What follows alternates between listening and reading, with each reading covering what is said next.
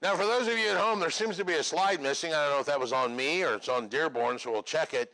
But on page 10 of your book, they're going to talk about real estate investing, and they've kind of taken one whole chapter and just threw it at the end of chapter 1.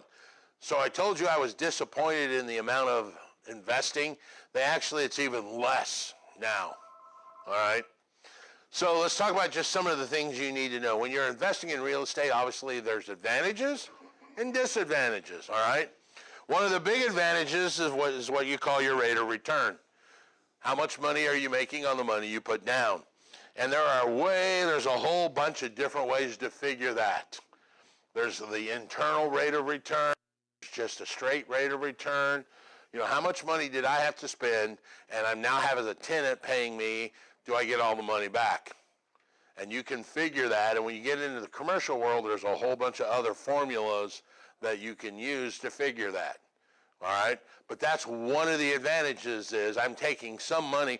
Think about this for a second. I'm going to buy an asset. I'm going to use someone else's money to do it. And then someone else, called a tenant, is going to pay it back for me. And every time they make a payment, I get credit for it. And if they make a payment bigger than my monthly payment, I get to keep that surplus, which is called cash flow. That's a pretty cool gig. All right? So all of the advantages that we just talked about, rate of return. I spend $100. I make $800 or $8,000 at the end of the year in rent, 8% return on my money. All right, pretty simple way to figure it. Control. The one bad thing about stock market is you say, well, yeah, I own a share of Ford. Really, how much do you think that vote's going to influence what Ford does?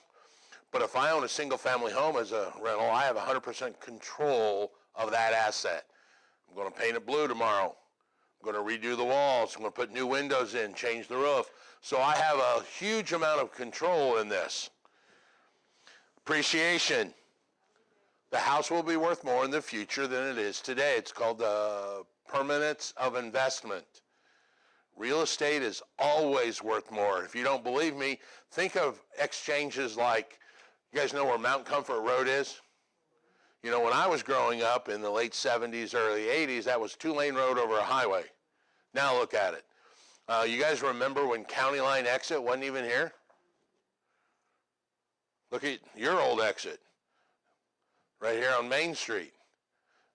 Virtually, you cannot hardly go from, I would say, Columbus to Lafayette without every exit now being something.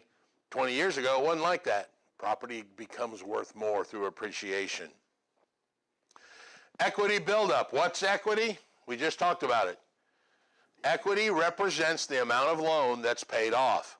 So every time that tenant makes a payment, I pay some of that house payment, which means I get a little more equity every month. That's called equity buildup.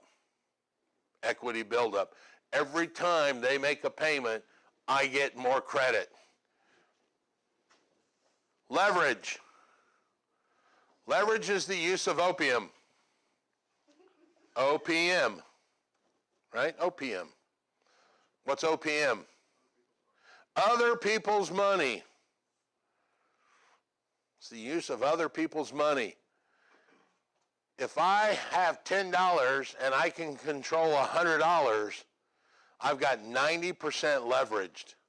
That's a 90% loan. We can get 90% loan. Think about that. I'm controlling $100 with 10. Back in 2003, investors were getting 100% loans, which is called full leveraged. I'm controlling $100 with nothing. Now you wonder why we got into some of the troubles we probably got into. Because there were people that were probably shouldn't have had houses or investments. So leverage, the more you leverage, the more you use someone else's money, the higher your leverage. 80% leveraged, 90% leveraged, fully leveraged, all of that. When we get into the residential lending and we start talking about you guys using it for your home, It's called loan to value. 90% loan to value, 100% loan to value. In the investment world, they call it leveraged. 50% leveraged, 100% leveraged. There are tax benefits to owning real estate. Anytime that you use something for your rental property, it's a tax benefit. Write that off. The biggest tax benefit is this funny money called depreciation. Depreciation. My rental home depreciates a certain amount according to the IRS every year, every month. It's called straight line depreciation. We will actually get into the math during the appraisal chapter. But basically what this depreciation allows you to do is hide income. I made 10 grand a year in rental, but my house depreciated 9,600. Right to 9,600 off the 10 grand. I only pay taxes on 400 bucks, even though I got all 10 grand in my pocket, because depreciation is fake funny money kind of stuff. Now, when you sell that, you got to recapture it all. So you're going to end up paying in the long run. But it allows you in the short term to actually hide some of that. Then capital gains, we talked about. You pay the capital gains. If it's an investment property, you pay taxes on every dollar. It's called capital gains tax. There are two types of capital gains tax. There's the short-term capital gains, which means less than 1 year. Short-term is treated like ordinary income to you. You buy a house, flip it, take the money, you're going to pay tax on that capital gains. I bought a house for 50, sold it for 100, I made $50,000. I'm going to treat that 50 grand just like ordinary income because I did it in less than 1 year. So it would be the same as if I went to McDonald's, got a job, and got paid 50 grand, I'd have to pay taxes on it. Now, long term means more than 1 year. Currently, it's 15%.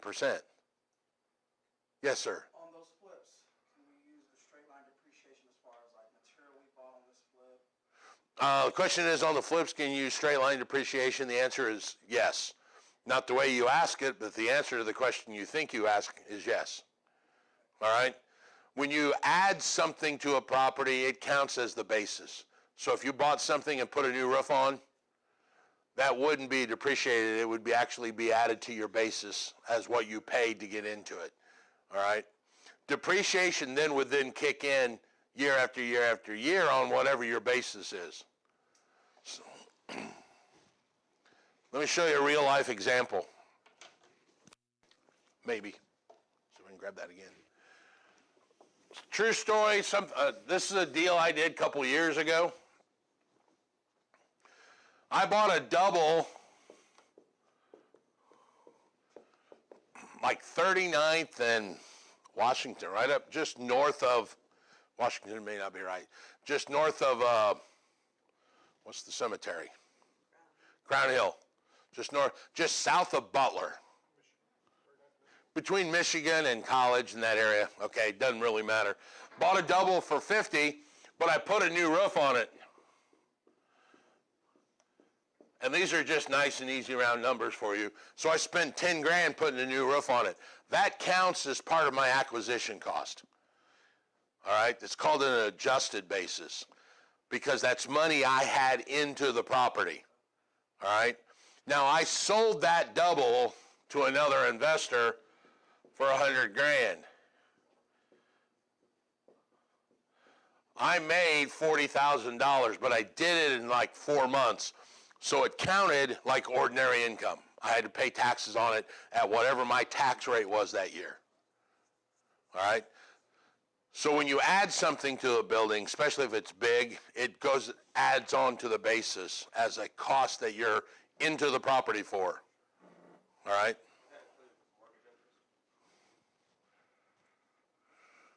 Mortgage interest is a tax deduction. Yes. But it would not add to your basis or anything like that. Your basis are physical things. You know, the single family house that you bought, then you put new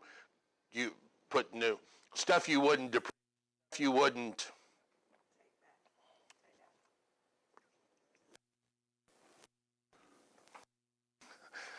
What's the word? Expense or itemize.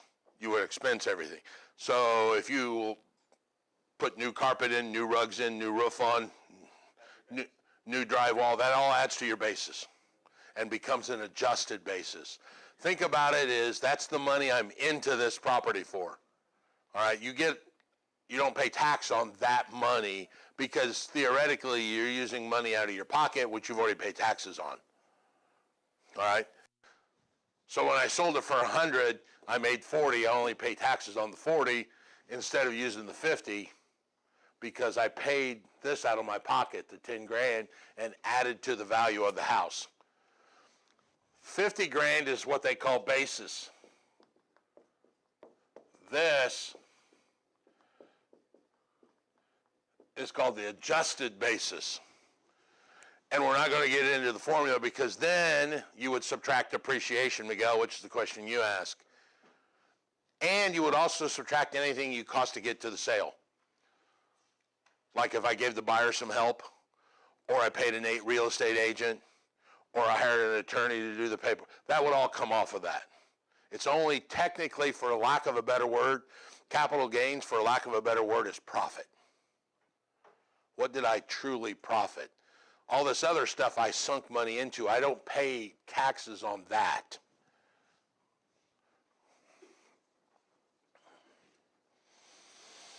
Now, what are some disadvantages to real estate? There's three major disadvantages. The biggest one's liquidity. I told you the stock market's perfect. I got 2 shares of Chrysler.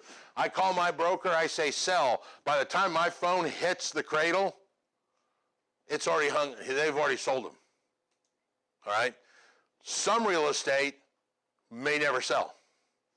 There are investors I know right now that own property that own it simply because they can't sell it. Not because they truly want it. It's the liquidity. I've got real estate I'll sell you right now, $10. Don't laugh. You haven't seen some of my real estate. I owned some at one place. When I closed, they actually issued me a handgun.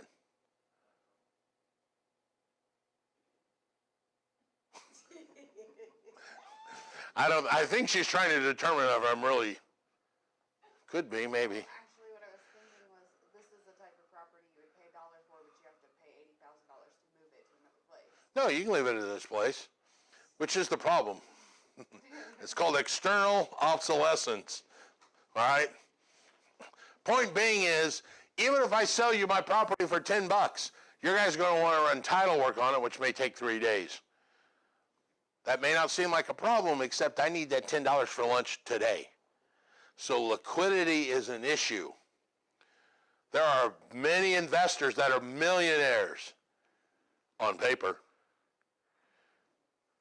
that can't buy your lunch because they have no money in their pocket, but they're investors. So liquidity is probably the number one. The other problem that some have is active management. Remember I told you control was an advantage? Hey, it's control. Boo, I actually have to do it. There are some people that don't want to do that, so they farm that management out, hence the word property manager. But there's a cost to property management. As long as you figure that in your profit, doesn't matter. And then the last one is the risk that's involved with real estate. And I mean, there's financial risk. There's litigation risk. Somebody fell and hurt themselves on my property and they're going to sue me. So I got that risk. So risk is a downside. Risk should equate with reward. Or better yet, reward should equate with risk. You know, whatever risk I'm taking, I want paid for. And I'm telling you right now, there's not a property in Indianapolis I would not own given the right price point. And I've owned everything. You guys know where 10th and Rural is? There's some in there. I've made more money within a mile of 10th and Rural than probably anywhere else. I've owned on Jefferson, Tecumseh, Oakland, LaSalle.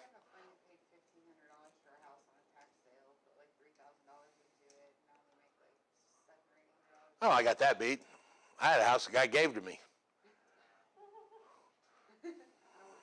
Guy gave it to me. All right? And I made $58 a week for 6 weeks and then sold it for $7,000. You do the math, I have unlimited upside on that property. Return on my money was unlimited. I'll tell you that story sometime. All right, any questions about this chapter? No? Well, if I were you, there's a thing called key point review. Boy, that'd be really cool to know where maybe test questions come from, would be key point review. Then you have quizzes, quiz 1 right there in the book. Also remember, there are quizzes at the end of the audio file. You guys, and I'm telling you now, don't be this person, because it's going to be one of you. And if it is, I'm going to make fun of you in class. So I'm warning you now. All right? Go log into the online and play around with it. Don't wait till the test day and call me and go, oh, I can't log in. What's going on? I will know that you haven't logged in because you're going to find all those problems out now. All right? And you will be taking the test online in here. So test day, which I'm actually looking at Friday, November the 2nd, I think is going to be your first day, will be anywhere but here. You can be here. I won't be. All right? So log in and try and look at the audio files, and you'll see Chapter 1, real estate, and there's quizzes there. All right? Any questions on how this works? Test day, like a day that we would be in class. Yes, a test day is a day that you would be in class. It will be Friday, November the 2nd, I think. It may move to Wednesday. I don't know yet. So don't get, but you're going to be here anyway. You guys owe me 9 to noon anyway. All right? For those of you online, it's whenever you get to it. We go 9 to noon. If I'm done, like now, I'm done. You're more than welcome to hang out. We can party and talk about real estate till noon. If you choose to leave, that's fine as well. There are several of you I need to see up here so we can get it straightened out. If there's no more questions, I think we're good for the day.